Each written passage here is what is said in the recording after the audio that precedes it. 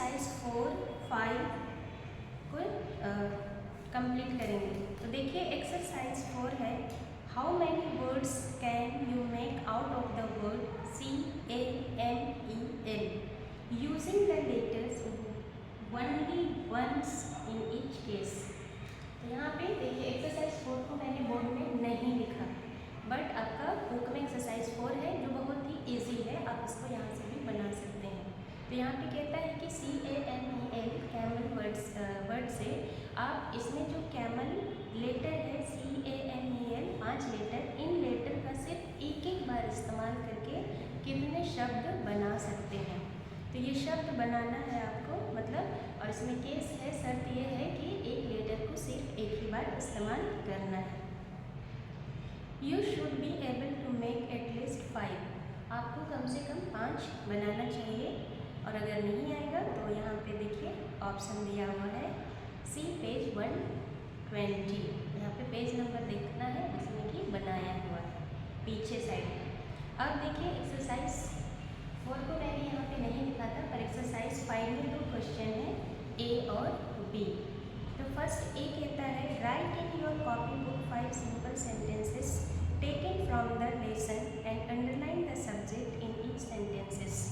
तो देखिए ए में कहता है, एक्सरसाइज 5 का ए में कहता है कि इस चैप्टर द कैमल चैप्टर में से आपको 5 सिंपल सेंटेंस चुनना है और उसको अपनी कॉपी में, नोट कॉपी में लिखना है।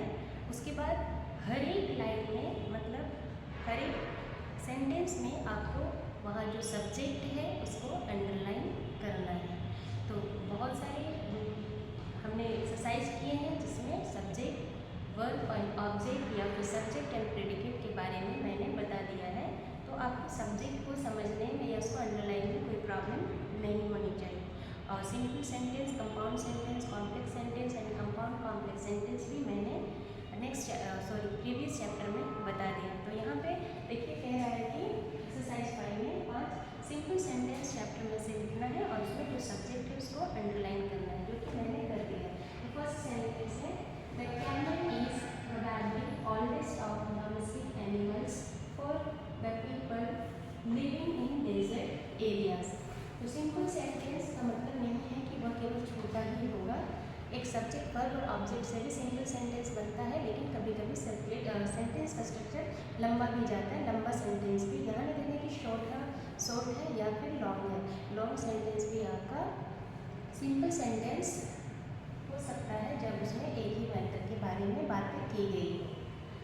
नेक्स्ट सेंटेंस है, it's I have 3 eyelids in order to keep out sand। तो यहाँ पे इट्स, इसकी आंखों के बारे में बात की गई है, कैमल की आंखें, सब्जेक्ट कौन है, इट्स आइज। उसके बाद यहाँ पे नेक्स्ट 3 है, its ears and nose can keep out sand storms. यहाँ पे किसके बारे में बात हो रही है, उनकी आँख और कान के बारे में। सब्जेक्ट क्या होगा, its ears and nose. Next है fourth, the skin protects the animals from heat and cold. तो यहाँ पे ऊँट के चमड़े के बारे में बात करें, इसलिए यहाँ पे सब्जेक्ट होगा द स्किन। नेक्स्ट है, the camel is a large strong desert animal. यहाँ पे सब्जेक्ट कौन होगा, द कैमल। तो ये आपका एक्सरसाइज 5 का एक कंप्लीट हो चुका है। अब है बी। बी में कहता है, choose 5 compound sentences from the lesson and underline the verbs in each one of them. तो यहाँ पे जो नेक्स्ट में है, नेक्स्ट बी में आपको कंपाउंड सेंटेंस को लिखना है चैप्टर में से ढूंढ करके, और कंपाउंड सेंटेंस लिखने के बाद हर एक सेंटेंस में आपको वर्ब को अंडरलाइन करना है। ए में था कि सब्जेक्ट को अंडरलाइन करना था और बी में आपको वर्ब को अंडरलाइन करना है। यहाँ देखेंगे, they made fat from its gum and use it as butter. तो यहाँ पे मेल्ट मीन्स क्या होता है, पिघलाना, ये वर्ब क्या है, वर्ब है। और उसके बाद यहाँ पे यूज भी वर्ब है। नेक्स्ट लाइन है, they also drink camel's milk and make cheese from it। अब यहाँ पे drink मीन्स होता है drink, ये भी वर्ब है, और make मीन्स बनाना, ये भी वर्ब है। नेक्स्ट है, some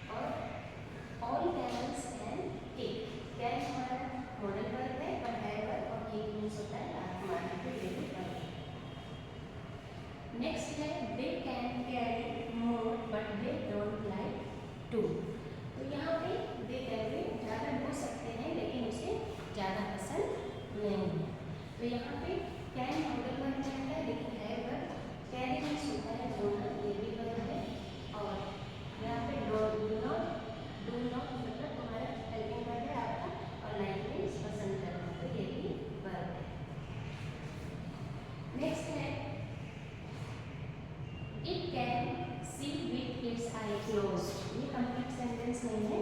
कंपाउंडनेस होता है कि कम से कम में दो या दो से अधिक मेन क्लाउज होने चाहिए। तो यहाँ पे एक ही क्लाउज है, इसलिए इसमें छूट गया है।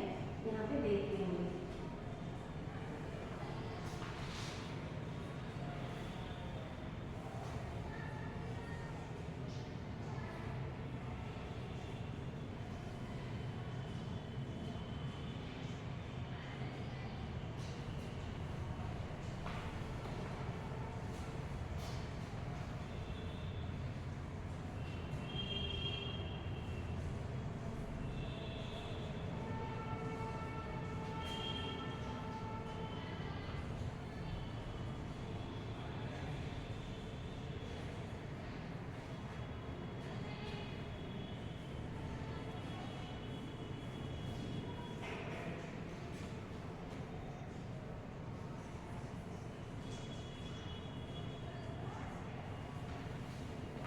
देखिए लास्ट सेंटेंस है, it can see with it's I closed, it can set it's streets against the sand. तो यहाँ पे कह रहे हैं कि यह अपनी बंद आंखों से भी देख सकता है, यह अपनी श्वसन तंत्र को धूल कण के अगेंस्ट में बंद भी कर सकता है इशारों से। यहाँ पे दो क्लास हो गया। सी मीन्स कैन का मॉडल वर्ब है, सी देखना वर्ब है, क्लोज भी वर्ब है, कैन भी वर्ब है और सेट भी वर्ब है। तो यहाँ का सेकेंड वी में वर्ब को अंडरलाइन करना। तो ये आपका एक्सरसाइज 5 कंप्लीट हो चुका है। और आप जब भी अंडरलाइन करेंगे तो हमेशा याद रखिए कि स्केल और पेंसिल का इस्तेमाल करेंगे। Thank you.